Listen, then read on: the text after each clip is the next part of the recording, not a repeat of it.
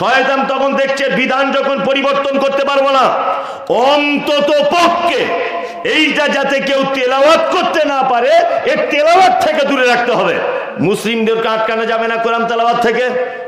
শয়তান তখন লোটফিট করেছে কাকে না, শুভেন্দু অধিকারীর মতো একজন অমানুষকে।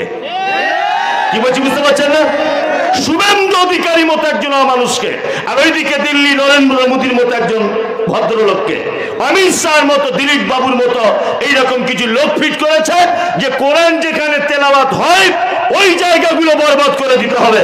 ওই জন্য সারা পশ্চিম বাংলাতে, সারা ভারতবর্ষের মাটিতে ইবলিস শয়তান এই সমস্ত লোকদেরকে লাগিয়েছে কোরআন পড়া থেকে মুসলিমদেরকে বিরত রাখতেই হবে। মমতাজুল ইসলামের কথা বলছি, শুনে রেখে দেন।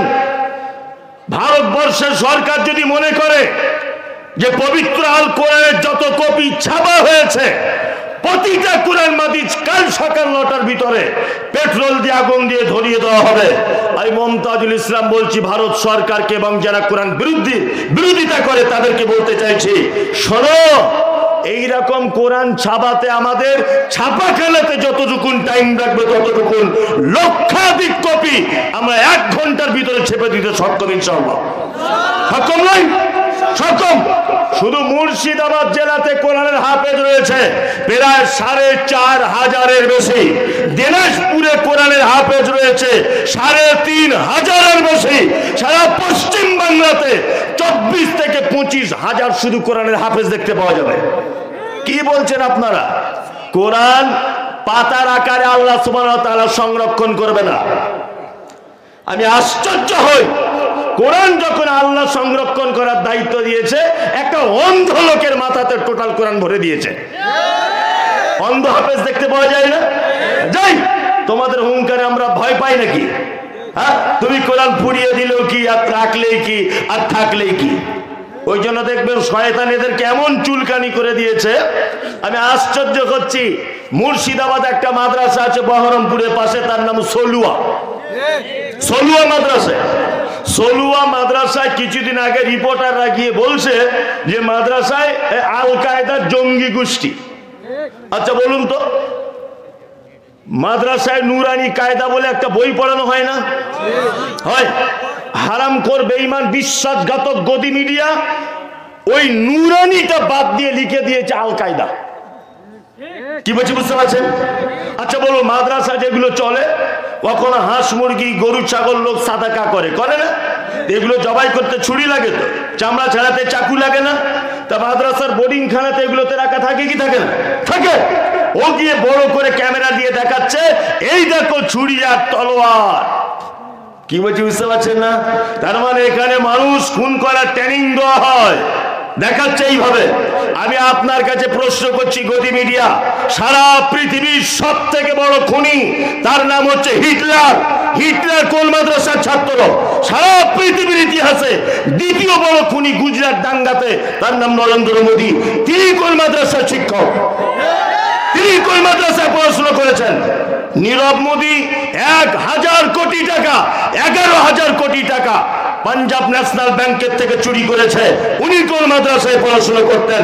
আপনারা জানেন নদিয়া জেলার কৃষ্ণনগরের একজন বৃদ্ধাশ্রমের 71 বছর বয়সে একজন নারীকে 13 জন যুবক ধর্ষণ করেছে। সেই ধর্ষকগুলো কোন মাদ্রাসার ছাত্র?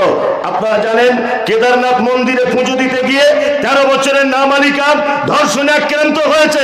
সেই ধর্ষণকারীরা কোন মাদ্রাসার ছাত্র?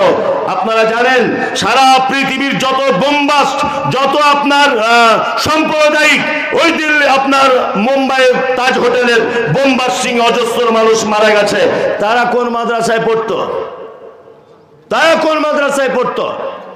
সারা ভারতবর্ষের একটা খুনির পিছনে একটা মাদ্রাসার কোন শিক্ষক এবং ছাত্রের হাত আছে, এটা আপনি প্রমাণ করুন। যাদের 11 বছর ডাল আর আলু খাইয়ে খাইয়ে কলজে কানা করে দিয়েছ, ছুরি চালাবে কি করে? হ্যাঁ, বদমাইশি জায়গা পাও না। তুমি এটা বলো যে মাদ্রাসা মসজিদের প্রতি আমার চুলকানি আছে, এটা বলো। মিথ্যা কথা বলো কেন? কি বলছি বুঝতে পারছেন না? মিথ্যা কথা বলবে কেন? তুমি বলো আমার চুলকানি আছে মাদ্রাসা মসজিদের উপরে। তার মানে শয়তান এখন সব থেকে বড় শত্রু কোরআন তেলাওয়াতকারীদের। কি বললাম বুঝলেন? আর এই যা এই শুভেন্দু বাবু টাবু যা ঘুরছে, মাদ্রাসা হটা, মসজিদ হটা, দিলীপ বাবু টাবু যা ঘুরছে দেখতে পাচ্ছেন, সব ইবলিশ শয়তান ওদের ঘাড়ে দিনরাত পেচ্ছাপ করছে আর বলছে যা মাদ্রাসার ব্যাপারে বল, যা মাদ্রাসার ব্যাপারে বল, মাদ্রাসার ব্যাপারে বল। কি বলছি বুঝতে পারছেন না?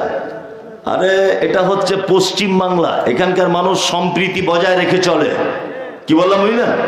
যত বেশি বাড়াবাড়ি করবে মানুষ তোমাদেরকে মুখে লাথি মেরে ভারত থেকে তাড়াবে, তোমাদের কোনো অস্তিত্ব থাকবে না।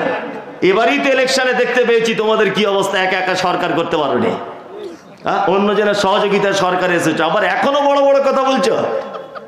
হ্যাঁ বলছে কলকাতাতে ডিটেনশন ক্যাম্প চলছে, বলছে মুখ্যমন্ত্রী হবে কে, বলছে দিলীপ বাবু। জনগণ এমন ঝাঁটা মেরেছে তাদের অস্তিত্বই নেই, বাংলাতে কোনো অস্তিত্বই নেই। যারা কোরআনের ব্যাপারে কথা বলছেন খুব সাবধানে বলবেন। সারা পৃথিবীতে আপনি দেখুন যত গতি মিডিয়া সব কোরআনের বিপক্ষে, বিপক্ষে না। আর একটা তথ্য আপনাদেরকে দিচ্ছি, দেখুন আপনার মগজ ধোলাই হয়ে যাবে। গত 2016 সালে কলকাতার হাইকোর্টে একটা মামলা হয়েছিল। সে মামলাটা কি হয়েছে না, মামলা হয়েছিল যে মাদ্রাসা থেকে আরবি শিক্ষাটা তুলে দেওয়া হোক। কেন তুলে দেওয়া হবে? বলছে তুলে দেওয়া হবে এই কারণে যে ওটা বিদেশের ভাষা, পড়িয়ে লাভ কি, বিদেশের ভাষা। কি বলা বুঝলেন? সারা পৃথিবীতে 53টি মুসলিম দেশ আছে। কটি? 53টি। 53টি পিওর মুসলিম দেশের ভিতরে 23টি মুসলিম দেশ আরবিতে কথা বলে, রাষ্ট্রীয় ভাষা আরবি। কটা দেশ? কটা? 23টি দেশ আরবিতে কথা বলে। তার মানে আরবি ভারতবর্ষে না চললেও পৃথিবীর 23টা দেশে ভাষার অস্তিত্ব খুঁজে পাওয়া যায়। যায় কি যায় না? যায়। স্কুলে একটা বই পড়ায়, তার নাম সংস্কৃত। পড়ায় এই স্কুলে পড়ায় কি পড়ে না? যারা জানেন শিক্ষিত ছেলে হাত তুলুন তো। এটা সাবজেক্ট আছে না? আছে। সারা পৃথিবীর একটি দেশ, চ্যালেঞ্জ করে বলছি, সারা পৃথিবীর কোন একটি রাজ্য, সারা পৃথিবীর একটি গ্রাম, সারা পৃথিবীর কোন এক ব্যক্তিকে যদি আপনি প্রমাণ করে দিতে পারেন যে এই লোকটা সারাদিনে সংস্কৃত ভাষায় কথা বলে, আমি মমতাজুল ইসলাম বাকি জীবনটা আপনার গোলামি খাটবো। একটা পরিবারও নেই সংস্কৃত ভাষায় কথা বলে। সংস্কৃত ভাষা যদি স্কুলে চলে, যে ভাষা আরবি পৃথিবীর 23টি দেশে চলে, সেটা কেন উঠে দিতে হবে? তার মানে বুঝে নিতে হবে কোরআনের উপরে তোমার অ্যালার্জি আছে, তোমার অ্যালার্জি। শুনুন একটা কথা বলি, ভারতবর্ষের যা চাকরির অবস্থা, চাকরির যে অবস্থা, এখন তো চাকরি বাকরি কিছু কাজ নেই, এখন শুধু কাজ বলছে শিবলিঙ্গ কোথায় আছে সেইটা খোঁজ। আর আমি শিবকে ধন্যবাদ জানাই, শিব সত্যি তোমার মতো মানুষ হয় না। তুমি যদি ভগবানও হও ওদের ভাষাতে, সত্যি তুমি খুব দামি ভগবান। কারণ হচ্ছে এই যে তুমি অন্তত পক্ষে আর কোথাও আশ্রয় নেয়নি, মসজিদের তলাতেই আশ্রয় নিয়েছো, এটা ধন্যবাদ। হ্যাঁ মানে তুমি বুঝতে পেরেছো মসজিদ ভালো জায়গা, আরে হারামখোররা বুঝতে পারলো না। তুমি বুঝতে পেরেছো মসজিদ কত দামি, ওই জন্য তুমি এর ভিতরে আশ্রয় নিয়েছো। অথচ এ বুঝতে পারলো না মসজিদ কত দামি, এ শুধু বলছে বুলডোজার দিয়ে ভেঙে দেয়। শিব তোমাকে ধন্যবাদ, তুমি মসজিদের ভালো মন্দ বুঝতে পেরেছো। কোনো কাজ নেই, চাকরি বাকরি কিছু নেই, শুধু শিবের লিঙ্গ খুঁজছে, কোনো চাকরি বাকরির ধান্দা নেই। সারা ভারতবর্ষের একই অবস্থা। ট্রেন বিক্রি হয়ে গেল, ইলেকট্রিক বিক্রি হয়ে গেল, সব কিছু বিক্রি করে দিল। কি বলছি বুঝতে পারছেন না? জি, সব শেষ। এখন শিবের লিঙ্গতে ব্যস্ত, সারা দেশ রসাতলে চলে যাচ্ছে, কোনো সমস্যা নেই। যে কথা বলতে বলতে এত দূর পর্যন্ত এলাম, কত হচ্ছে এই ভারতবর্ষের চাকরির যে অবস্থা, আরবিতে যদি কেউ এমএ করে, আরবিতে কেউ যদি এমএ করার পর যদি ভারতবর্ষে চাকরি না হয়, অন্তত পক্ষে দুবাইয়ে গিয়েও ঝাড়ু দেবার কাজ করতে পারবে, কারণ ওখানে আরবি চলে। কুয়েতে গিয়েও কাজ করে খেতে পারবে, অনেক প্রবাসী ভাইরা আছে না, আছে না, সৌদি আরবে গিয়েও কাজ করতে পারবে। পারবে কি পারবে না? ও তো আরবি ভাষা জানে। কিন্তু তুমি বলছো আমি সংস্কৃত এমএ করেছি, পৃথিবীর কোনো দেশে তোমার চান্স নাই, কোনো দেশে তোমার চান্স নাই। আছে চান্স নাই, কোনো দেশে চান্স নাই। তা কোরআনের প্রতি অ্যালার্জি সবার।